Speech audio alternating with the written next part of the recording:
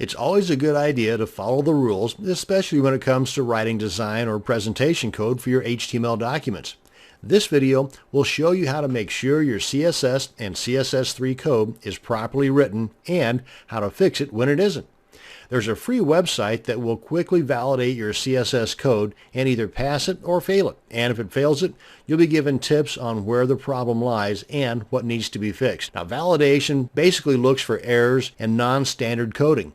Now, most browsers today are pretty forgiving, but some might display your messed up or non-standard coded web page all kind of funky like. I should also mention that striving for 100% validation is a good thing, but not having 100% validation is not necessarily a terrible thing. So, can CSS that's not 100% valid cause things like search engine optimization issues? Well, not likely, but keep in mind, sometimes you might need to break a couple of rules for a particular element to work on your site. Just make sure that your site displays the way that you want it to in all the major browsers, and you should be okay. Now, if your CSS code is just riddled with problems and bad coding, then chances are your site won't display anyway, and that should be more of an issue to be concerned with than search engine optimization. Now, when you have some time, here's a good read you might want to check into regarding validation and things like SEO. It's at yoast.com/w3c-validation-SEO. And the site we want to go to for our validation is jigsaw.w3.org/CSS-validator, and here we have three different ways in which we can validate our CSS, either by having it already on a server and providing a URL here for your CSS document, or you can upload the file from your computer, or what I'm going to be demonstrating here is inputting that CSS code directly onto the page here.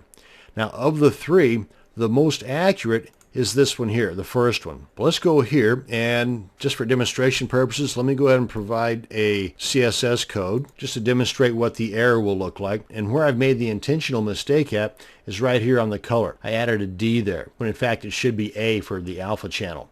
But let's go ahead and click on check. And there it is. There's our error. And if it passed, you'd get a big old green bar right across there. It tells you right here, if we hover over this, you can see it says line 12. Tells you on line 12, the error is the background color RGB is not a background color value. So if you're familiar with RGB or even the RGB with the alpha channel, then you'll know right away that, oh, there's my mistake. That D should be an A. So let's go ahead and enter the correct code. Change that to an A.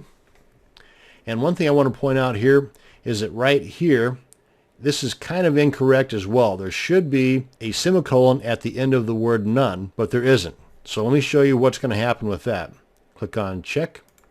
We got our green bar, but we come on down here to the bottom where it provides us with the valid CSS information.